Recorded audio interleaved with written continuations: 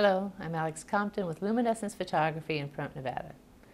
So, you want to set yourself up a photo studio. Well, there's a few supplies you're going to be needing. We're assuming by now that you already have your camera, but realize you're probably going to need to have a few backup batteries, extra memory cards. Doubtless you're going to need a computer, and we're of course assuming that you're shooting digitally. And then you'll want to have some kind of a software editing program for those shots.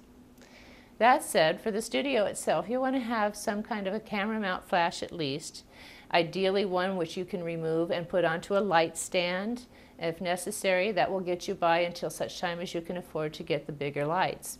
Another big necessity is to have some kind of a reflector.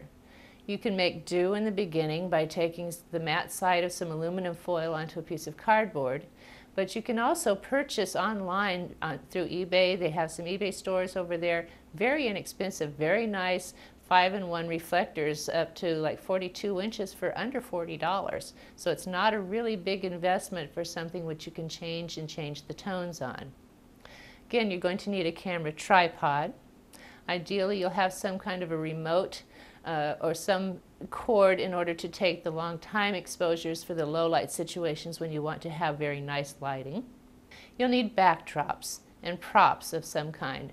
Those can be purchased relatively inexpensively by buying fabrics over at Walmart or some fabric store for that matter, hitting yard sales for the props, and sometimes you can find some great photographic equipment in the yard sales and thrift stores as well. Don't forget the little hardware necessities like clamps and tape in order to hold up the backdrops until such a time as you have the boards to put them onto. Clamps are very important sometimes to hold your reflectors into place. You might have to have, in lieu of having an assistant, you might have to have something to set those reflectors on to angle them appropriately for the shot. And step ladders to give you a different angle and point of view on your picture. Very nice, simple, inexpensive things that you can use. Some kind of a diffuser is nice. You can now get universal diffusers to go on your other flashes. If not, you can usually make do with some kind of a see-through fabric. Just make sure that if you have a floodlight or some kind of a hot source, that it's not going to get too hot for you and burn out the fabric or melt your equipment.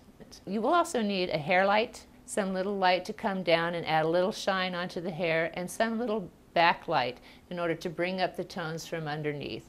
Those you can find just inexpensive reflectors like little clamp lights over at the hardware stores. Make sure though to realize you're also going to have to invest in bulbs for anything that is of a floodlight nature.